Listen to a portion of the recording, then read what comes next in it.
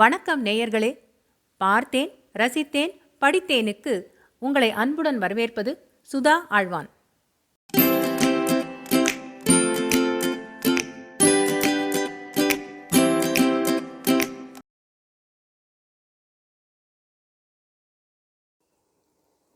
அமரர் கல்கியின் சாகித்ய அகாடமி விருது பெற்ற அலை ஓசை பாகம் 4 பிரளயம் அத்தியாயம் 9 பட்டாபியின் புனர்ஜன்மம். ரயில் தேவப்பட்டணம் ஸ்டேஷனை நெருங்கிய போது இரவு 8 மணி இருக்கும். ரயில் பாதையின் இரு பக்கமும் தேங்கியிருந்த மழை தண்ணீரில் ரயில் வண்டியின் விளக்குகள் வரிசையாக பிரதிபலித்தன. அவ்வாறே தேவப்பட்டணத்தை அடுத்துள்ள சாலைகளில் போட்டிருந்த விளக்குகளும் பக்கத்தில் கடல் போல தேங்கியிருந்த தண்ணீரில் வரிசையாக பிரதிபலித்து மினுமினுத்தன. வானை மூடியிருந்த மேகங்களினாலும் பூமியில் சூழ்ந்திருந்த அந்தகாரத்தினாலும் கருமை உருக்கொண்டிருந்த அந்த இரவு நேரத்தில் வரிசை வரிசையான மின்சார தீபங்களும் தண்ணீரில் அவற்றின் பிரதிபிம்பங்களும் சேர்ந்து ஏதோ ஒரு மாயாபுரி வானத்திலிருந்து பூமியில் இறங்கியிருக்கிறது போன்ற பிரமையை உண்டாக்கின. ரயில் ஸ்டேஷனுக்குள் சென்று நின்றதும் பட்டாபிராமன் முதலியவர்கள் ரயில் கதவை திறந்து கொண்டு கீழே இறங்கினார்கள். கதவை திறந்த உடனேயே ஊதல் காற்று சுளீரென்று அடித்தது. கீழே அவர்கள் இறங்கி நின்ற இடத்தில் பிளாட்பாரத்தின் மேற்கூரை இருந்த போதிலும் திறந்திருந்த இரு பக்கங்களிலிருந்து மழைச்சாரல் வந்து தாக்கியது. போர்ட்டர்கள் குளிரில் நடுங்கிக் கொண்டே வந்து சாமான்களை தூக்கிக் கொண்டார்கள். அந்த சமயத்தில் ஸ்டேஷனுக்கு ஒரு பக்கத்திலே இருந்து ஏராளமான ஜனங்கள் சொட்ட சொட்ட நனைந்த துணிகளுடன் கூச்சலிட்டுக் கொண்டு ஓடி வந்தார்கள். சிறிது நேரத்தில் நூற்றுக்கணக்கான ஸ்திரீகளும் புருஷர்களும் குழந்தைகளும் ரயில் பிளாட்பாரத்திலும் பிளாட்பாரத்துக்கு வெளியிலும் வந்து நிறைந்து விட்டார்கள். அவர்களுடைய துணியிலிருந்தும் உடம்பிலிருந்தும் சொட்டிய ஜலம் ரயில்வே ஸ்டேஷனை வெள்ளக்காடாக்கியது. முதலில் இவ்வளவு பேரும் ரயில் ஏற வருகிறார்களா என்ன என்று எண்ணி பட்டாபிராமன் ஆச்சரியப்பட்டான். ஆனால் ஈரத் துணிகளுடன் வந்தவர்கள் யாரும் அந்த ரயிலுக்குள் ஏறவில்லை. ரயிலும் போய்விட்டது. அந்த கூட்டத்துக்குள் புகுந்து இடிபட்டு கொண்டு பட்டாபிராமனும் அவனுடைய குடும்பத்தாரும் வெளியேற வேண்டி நேர்ந்தது. இதென்ன கூட்டம்? இவ்வளவு பேரும் எந்த ரயிலில் ஏறுவதற்காக வந்திருக்கிறார்கள் என்று பட்டாபிராமன் போர்ட்டரை கேட்டான். இவர்கள் ரயில் ஏற வரவில்லை சார். இன்று சாயங்காலம் அடித்த புயலிலும் மழையிலும் இவர்களுடைய கூரை குச்சுக்கள் பீத்து கொண்டு போய்விட்டன. மழைக்கு தங்க இடமில்லாமல் இங்கே வந்து குவிந்திருக்கிறார்கள். சனியம் பிடித்தவர்கள் என்றான் போர்ட்டர். ஏனப்பா வீணாக திட்டுகிறாய்? ஏழை ஜனங்கள் வேறு எங்கே போவார்கள் என்றாள் சீதா. எங்கேயாவது சத்திரஞ்சாவடி பார்த்து போய் தொலைகிறது தானே. தங்க இடமில்லாவிட்டால் ரயில்வே ஸ்டேஷன் தானே ஆகப்பட்டது. இன்றைக்கு சாயங்காலத்திலிருந்து இவர்களை துரத்தி துரத்தி எனக்கு கையும் காலும் அலுத்து விட்டது. சத்தம் போட்டு போட்டு வாயும் வலிக்கிறது என்றான் போர்ட்டர். கஷ்டப்பட்டு வாடகை வண்டிகள் பிடித்து ஏறிக்கொண்டு பட்டாபிராமன் முதலியவர்கள் வீடு போய் சேர்ந்தார்கள். வீடு சேர்ந்ததும் லலிதா சரசரவென்று வீட்டு காரியங்களை பார்க்கத் தொடங்கினாள். பட்டாபிராமன் ஆபீஸ் அறைக்குள் சென்று வந்திருந்த கடிதங்களை பார்த்துவிட்டு பத்திரிகை படிக்கத் தொடங்கினான். குழந்தைகள் வேறு உலர்ந்த துணி உடுத்திக்கொண்டு சீக்கிரமாக சாப்பிட்டுவிட்டு தூங்குவதற்கு சென்றார்கள். சீதா மட்டும் சோகமே உருக்கொண்டவளாக ஈரமான துணியை கூட மாற்றிக்கொள்ளாமல் ஒரு பக்கத்தில் உட்கார்ந்திருந்தாள். இலை போட்டு ஆனதும் லலிதா சாப்பிட கூப்பிடுவதற்காக கூடத்தில் வந்து பார்த்தாள். இது என்ன சீதா, ஈர துணியை கூட மாற்றிக்கொள்ளாமல் உட்கார்ந்திருக்கிறாயே என்று கேட்டாள். அதே சமயத்தில் பட்டாபிராமன் தன்னுடைய ஆபீஸ் அறைக்குள்ளே இருந்து வெளியே வந்தான். எனக்கென்னமோ அந்த ஏழை ஜனங்களின் நினைவாகவே இருக்கிறது. அவர்கள் எல்லாரும் சின்ன குழந்தைகள் உட்பட ராத்திரி எல்லாம் ஈரத்துணியோடு தானே கழிக்கப் போகிறார்கள். அவர்களை நினைத்தால் வேறு உலர்ந்த துணி உடுத்திக்கொள்ளவே மனம் வரவில்லை. இந்த மச்சு வீட்டில் கொஞ்சம் கூட நனையாமல் சௌகரியமாக உட்கார்ந்திருப்பதே வேதனையாயிருக்கிறது என்றாள் சீதா. அது பரிதாபமான விஷயம்தான். அதற்காக நாம் என்ன செய்வது? 10 பேரா 20 பேரா 1000 பேருக்கு மேலே இருக்கும் பொழுது விடிந்த பிறகு அவர்களுக்கு ஏதாவது செய்ய முடியுமா என்று பார்க்கலாம் என்றான் பட்டாபிராமன். சாப்பிட்டு கொண்டே பேசலாம் வாருங்கள் என்றாள் லலிதா. இன்று ராத்திரி அத்தனை ஜனங்களும் பட்டினி கிடக்கப் போகிறார்கள். பச்சை குழந்தைகள் பசி தாங்காமல் அழுவார்கள். அதை நினைத்து கொண்டால் நமக்கு எப்படி சாப்பிடுவதற்கு மனம் வரும் என்றாள் சீதா. ஆகையால் அதை நினைத்து பார்க்கவே கூடாது. உலகத்தில் உள்ள கஷ்டங்களை எல்லாம் நினைத்து பார்த்து கொண்டிருந்தால் நமக்கு மன நிம்மதி இராதுதான் என்றான் பட்டாபிராமன். நம்முடைய கவலையே நாம பட்டால் போதாதா? ஊர்க்கவலையெல்லாம் எதற்காக விலைக்கு வாங்க வேண்டும் என்றாள் லலிதா. சில பேரால் அப்படி சொந்த காரியத்தை கவனிப்பதோடு இருக்க முடிகிறது. என்னால் அப்படி இருக்க முடியவில்லையே என்றாள் சீதா.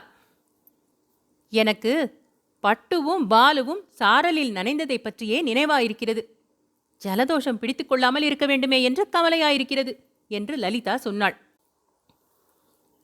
ரயில்வே ஸ்டேஷனில் இந்த குழந்தைகள் மாதிரி எத்தனை குழந்தைகளை பார்த்தோம்.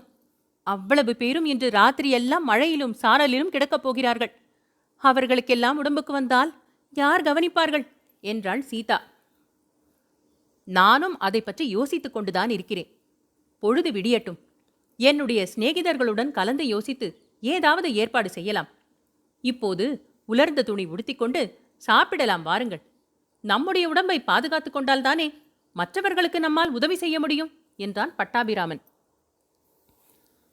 இதை கேட்ட சீதா எழுந்து சாப்பிடச் சென்றாள். சாப்பிட்ட பிறகு 3 பேரும் கொஞ்ச நேரம் பேசிக் கொண்டிருந்துவிட்டு படுக்கச் சென்றார்கள். லலிதா படுத்துக்கொண்ட உடனே கம்பளியை இழுத்து போர்த்தி கொண்டு நிம்மதியாக தூங்கத் தொடங்கினாள்.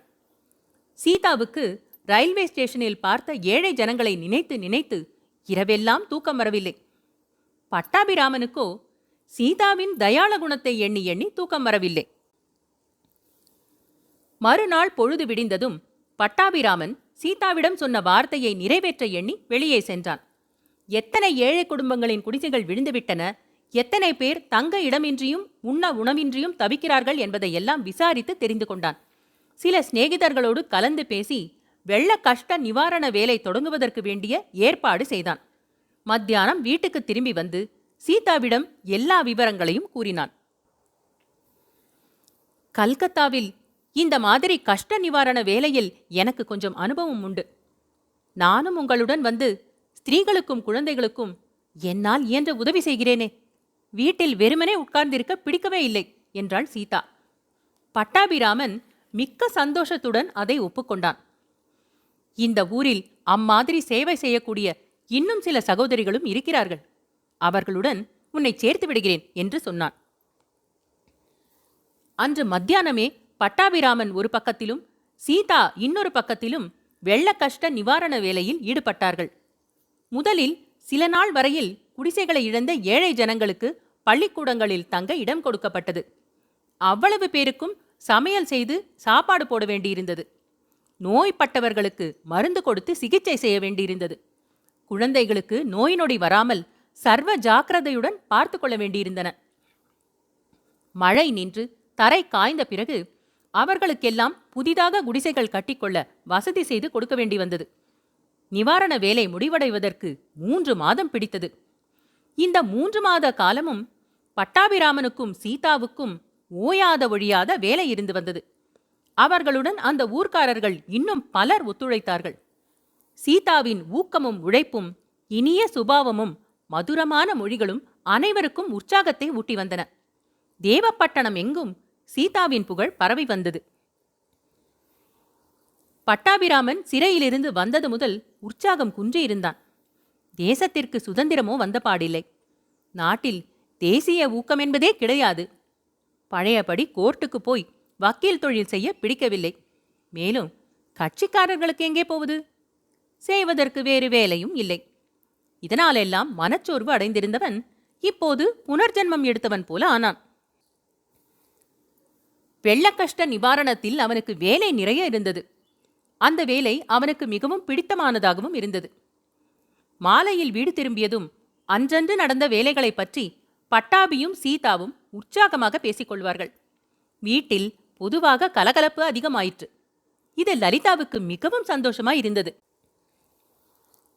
இந்த வீடு இம்மாதிரி முன் எப்போதும் கலகலப்பா இருந்ததில்லை சீதா.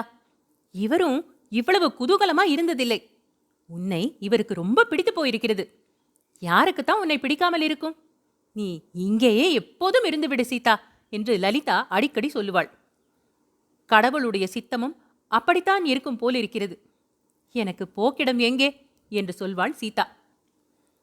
உன் குழந்தை வசந்தியை நீ மதராஸில் விட்டு வைத்திருப்பது மட்டும் எனக்கு பிடிக்கவில்லை. 4 பேரு 4 சொல்வதற்கு ஏன் இடம் வைத்துக் கொள்ள வேண்டும்? குழந்தையையும் இவ்விடத்துக்கு அழைத்து கொண்டு வந்துவிடு. 2 குழந்தைகளோடு 3வது குழந்தையாக இருந்துவிட்டு போகிறாள் என்று லலிதா கூறுவாள். இந்த கோடைக்கு பள்ளிக்கூடம் சாத்தியதும் வசந்தியை அழைத்து வந்து விடலாம் என்றுதான் எண்ணிக்கொண்டிருக்கிறேன் என்று சீதா பதில் கூறுவாள். நாள் செல்லச் செல்ல அந்த வீட்டில் லலிதாவின் செல்வாக்கு குன்றி சீதாவின் செல்வாக்கு அதிகமாகிக் கொண்டு வந்தது. பட்டுவும் பாலுவும் அம்மாவின் வார்த்தையை காட்டிலும் அத்தையின் வார்த்தைக்கு அதிக மதிப்பு கொடுக்க தொடங்கினார்கள்.